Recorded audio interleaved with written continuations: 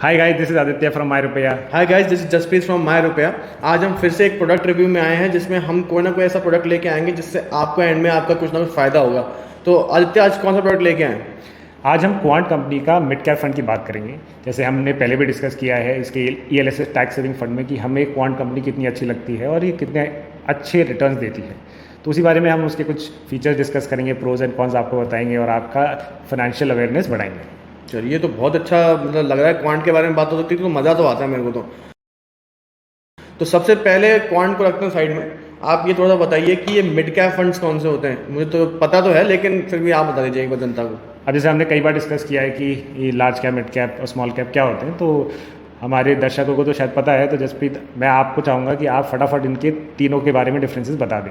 चलो, ट्राई करता हूँ मैं। कहीं भी गलती हो आदित्य, प्लीज़ करेक्ट कर देना मेरे को।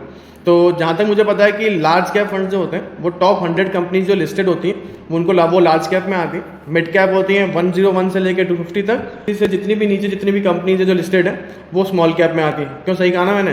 बिल्कुल आपने सही कहा। तीनों जो लार्ज कैप, मिड कैप और स्मॉल कैप है वो मार्केट कैपिटलाइजेशन के हिसाब से कैटेगराइज्ड है। और मार्केट कैपिटलाइजेशन बेसिकली जितने भी इनके शेयर्स मार्केट में इशू होते हैं उनको मार्केट वैल्यू से मल्टीप्लाई करने के बाद इसका पूरा मार्केट कैप आता है। और साथ में एज़ पर सेबी की जो गाइडलाइंस है, रेगुलेशंस हैं, उसके हिसाब से मिड कैप फंड्स में के लिए कुछ कंडीशन मैंडेटरी होती है, जो कि ये जो टोटल फंड होता है वो कम से कम 65% मिड कैप कंपनीज़ में ही लगाना पड़ता है। ये मैंडेटरी कंडीशन है। उसके बाहर आप लार्ज कैप में भी लगा सकते हैं, जो एसेट मैनेजमेंट कंपनी है वो स्मॉल कैप में भी लगा सकते हैं और अदर इंस्ट्रूमेंट्स में भी वो इन्वेस्ट कर सकते हैं। तो ये मोटा मोटा इसका कैटेगराइजेशन है कि मिड कैप क्या होता है। तो मिड कैप के बारे में मैंने तो सही बता दिया और आदित्य ने भी अच्छे से एक्सप्लेन कर दिया आगे। तो आदित्य, अब आगे बात करते हैं हम लोग क्वांट के बारे में। क्वांट के बारे में बहुत अच्छी कंपनी। क्वांट नाम से क्वांटिटेटिव दिख रही है कि क्वांटिटी देने वाली है। तो आप थोड़ा बताइए क्वांट के बारे में क्या होता है। तो बहुत ही कम टाइम में क्वांट ने काफ़ी ज़्यादा ग्रो किया है और इनकी जर्नी 1996 से, if I am not wrong, start होती है। तब ये quant money management private limited थी और इनको 2017 में जाके सेबी से लाइसेंस मिला है एक म्यूचुअल फंड को चलाने का। एंड 2018 में इन्होंने एस्कॉट जो एसेट मैनेजमेंट कंपनी थी, जो कि नंदा परिवार की थी। नंदा परिवार वो हैं जो हमारे अमिताभ बच्चन साहब के जमाई हैं, तो उनको इन्होंने टेक ओवर किया और उनके जितने भी फंड्स थे एस्कॉट के नाम से उनको रीनेम करके क्वांट फंड्स हो गए। लेकिन इसकी कुछ खास बात है। जैसे एक तो इनका मॉडस ऑपरेंडी काफ़ी अलग है। इसका मतलब ये है कि इनके जितने भी फंड्स में ये निवेश करते हैं, इनका जो पोर्टफोलियो अलोकेशन होता है, मतलब जिस जिस कंपनी में ये इन्वेस्ट करते हैं उसमें चर्निंग बहुत जल्दी जल्दी होती है। अब आप पूछेंगे कि चर्निंग क्या होती है, तो चर्निंग का मतलब है कि भाई ये ना मौका नहीं देखते हैं प्रॉफिट मेकिंग का। अगर इनको लग रहा है इनके एल्गोरिदम, इनके क्वांटिटेटिव एनालिसिस, इनके स्टैटिस्टिक्स, इनकी रिपोर्ट्स, इनकी जो रिसर्च इतनी स्ट्रॉन्ग है कि ये किसी भी समय जब भी मार्केट अप डाउन जाता है उसमें बहुत ही जल्दी ये अपना फंड एलोकेशन चेंज कर देते हैं, कंपनीज चेंज कर देते हैं, सेक्टर एलोकेशंस चेंज कर देते हैं।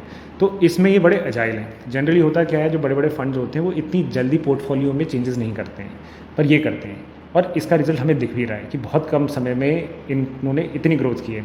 आपको पता नहीं होगा 2021 में 2021 अप्रैल में इनकी टोटल एसेट अंडर मैनेजमेंट, इनके सारे फंड मिला के भी 1200 करोड़ के आसपास हुआ करती थी और उससे 3 महीने पहले तक तो सिर्फ करीबन 600 करोड़ ही थी।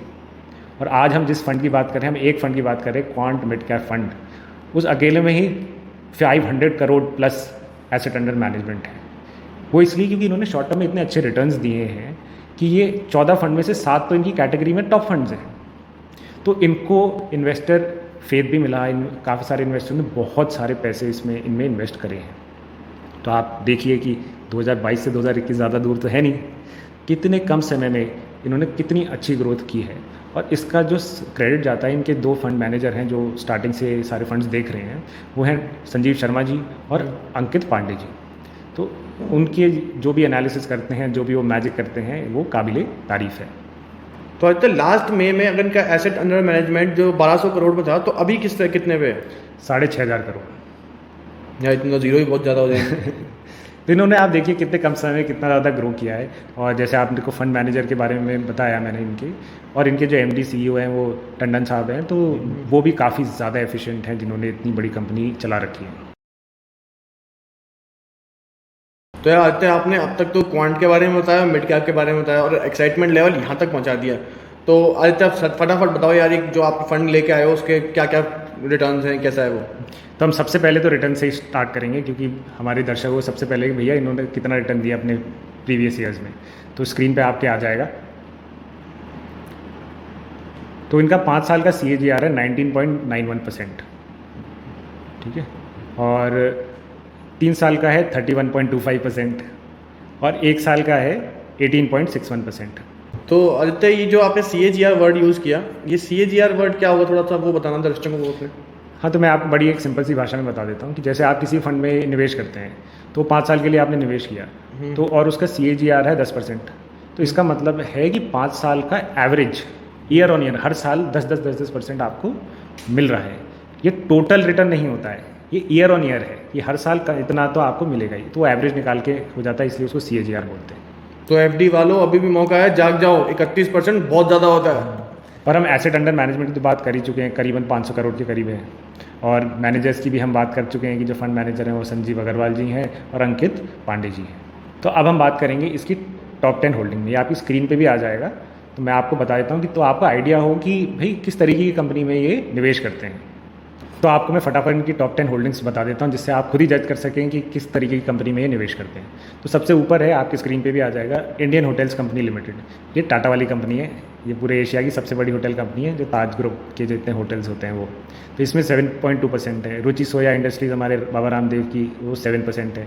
टाटा कम्युनिकेशन में 6% है। फिर ओरेकल फाइनेंशियल सर्विस हो गई, Reliance industry, Sun TV network हो गया, नेशनल एल्यूमिनियम कंपनी हो गई, भारत फोर्ज हो गया, GMR हो गया, अडानी एंटरप्राइजेज हो गए, and so on and so fourth. आप देखेंगे जी, गोदरेज, अडानी की और कंपनीज, फोर्टिस में, तो इनका HDFC, तो आप खुद देखेंगे कि ये काफ़ी अच्छी अच्छी कंपनियों में इन्होंने निवेश कर रखा है। और अगर इनको लगेगा कि ये नीचे जा रहे हैं, तो जैसे हमने पहले बात की थी, इनकी चर्निंग, ये तुरंत ही अपने टॉप 10 होल्डिंग्स भी चेंज कर देंगे। तो अब आपको बताते हैं इनके जो सेक्टर एलोकेशन कितने हैं, कि किस किस सेक्टर में कितना % इन्होंने निवेश कर रखा है, ताकि आप खुद अवेयर हों और खुद जज कर सकें ये फंड आपके लिए अच्छा है या नहीं।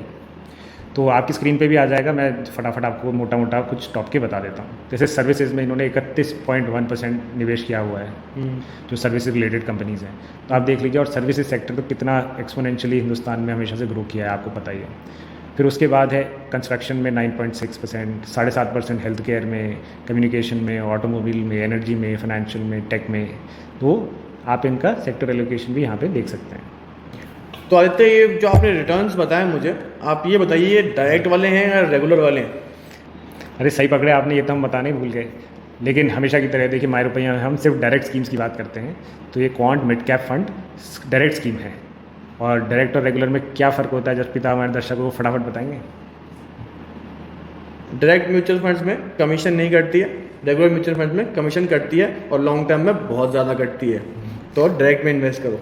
तो बेसिकली एक्सपेंस रेशियो बढ़ जाता है, क्योंकि इतने सारे ब्रोकर्स को, एजेंट्स का जो कॉस्ट है वो बढ़ जाता है। तो रेगुलर वाले में कम से कम 1 से 2% के बीच में एक्सपेंस रेशियो बढ़ता है, जो लॉन्ग टर्म में काफ़ी बड़ा अमाउंट आपकी जेब से जाता है।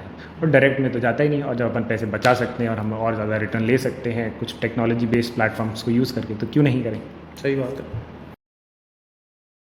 तो आदित्य, अभी तक तो सब कुछ अच्छा लग रहा है मेरे को, लेकिन फिर भी तो समराइज़ करने के लिए आप मुझे थोड़ा सा इनके प्रोज और कॉन्स के बारे में बता दो कि आपको क्या अच्छा लगा, क्या बुरा लगा इसमें। तो हम जनरली पहले आपको प्रोज एंड कॉन्स में मिड कैप के बारे में बताएंगे as compare to the other funds. एक तो मिड कैप जो बीच की जो कंपनियां होती हैं, इनमें ग्रोथ पोटेंशियल काफ़ी होता है as compare to large cap fund. जैसे टाटा हो गए, रिलायंस की कंपनीज हो गई, इनमें ग्रोथ तो होती है, लेकिन इतना मतलब डबल नहीं तो नहीं हो सकते, इतना एक्सपोनेंशियल राइज नहीं कर सकते, और ऊपर तो कितना ही जाएंगे, तो ऑलरेडी हिंदुस्तान की टॉप कंपनीज है। तो मिड कैप में वो ग्रोथ पोटेंशियल ज़्यादा होता है, क्योंकि आज की मिड कैप ही कल की लार्ज कैप कंपनीज बनेगी। और इनमें क्या है, स्मॉल कैप कंपनी से वॉलेटिलिटी भी थोड़ी कम होती है, कि मान लीजिए कि स्मॉल कैप कंपनियों में तो काफ़ी कुछ ब्लंडर होने के चांसेस होते हैं, but as compare to small cap companies, mid cap थोड़ी मेच्योर भी होती हैं, थोड़ी स्टेबल भी होती हैं, और वेल रिकग्नाइज भी होती हैं, और स्मॉल कैप से ज़्यादा उनमें लिक्विडिटी भी होती है।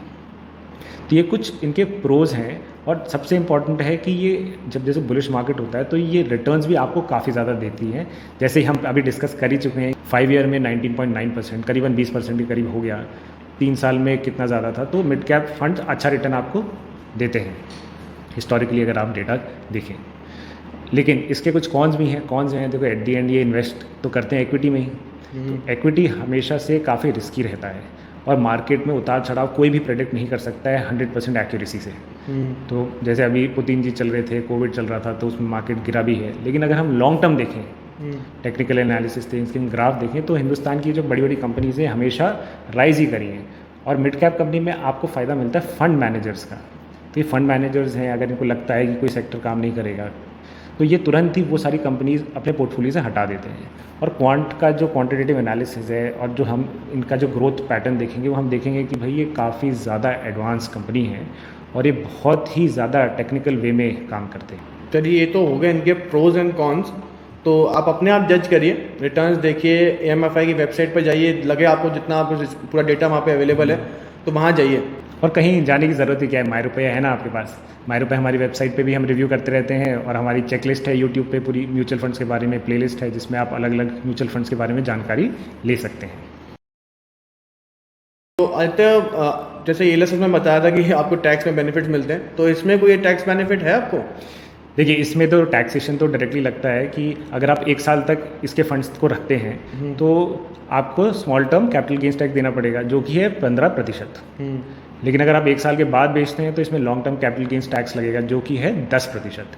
लेकिन इसमें यह है कि स्मॉल निवेशकों को, रिटेल इन्वेस्टर्स को ये फ़ायदा है कि 1 लाख तक का अगर आप 1 साल से ज़्यादा रखते हैं तो 1 लाख तक के प्रॉफिट पे आपको कोई टैक्स नहीं देना पड़ेगा।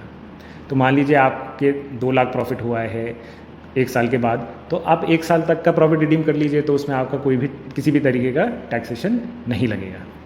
अब आपको इसका मोटा मोटा पता गया, चल गया, टैक्सेशन पता चल गया, कुछ फीचर्स, रिटर्न्स वगैरह पता चल गए, कंपनी के बैकग्राउंड के बारे में पता चल गया कि इनमें कितनी गुडविल है या नहीं, वो भी आपको हमने बता ही दिया है। तो और इसका अप्लाई करने का भी सीधा सीधा तरीका है, डायरेक्ट में ही अप्लाई कीजिए। तो जैसे ग्रो हो गया, IND मनी हो गई, कुबेरा जैसी अच्छे अच्छे प्लेटफॉर्म्स हैं जो डायरेक्ट म्यूचुअल फंड्स देते हैं जिसमें आपका प्रॉफिट ज़्यादा बढ़ता ही बढ़ता है as compare to regular schemes. तो ये न्यू जनरेशन वेबसाइट्स हैं, ऐप्स हैं, इनकी में आप जाइए, आप आराम से इनकी फैसिलिटीज़ अवेल कर सकते हैं। तो आदित्य, इसको क्या करेंगे, थम्स अप देंगे हम लोग, थम्स डाउन देंगे? तो मेरी तरफ से तो थम्स अप ही है क्वांट के इस फंड को, मतलब 14 में से 7 तो इनके टॉप पे ही चल रहे हैं। तो ये तो बहुत अच्छा है। अब बाकी आप अपना खुद का पूरा रिसर्च कर लीजिए, कोई दिक्कत वाली बात नहीं। बाकी माई रुपये आपके साथ है ही। तो मिलते हैं आपसे नेक्स्ट वीडियो में। ये था हमारा क्वांट के मिड कैप फंड के बारे में रिव्यू। अगर आपको कोई भी डाउट हो, कुछ भी हो, आप कमेंट करके प्लीज़ बताइए, लाइक शेयर सब्सक्राइब करिए। मिलते हैं आपसे नेक्स्ट एपिसोड में, फिर से लेके आएंगे कोई ऐसा कोई डिफिकल्ट प्रोडक्ट जिसको हम लोग अननॉट कर देंगे। तब तक के लिए गुड बाय, गुड नाइट, शब्बा खैर, बाय बाय।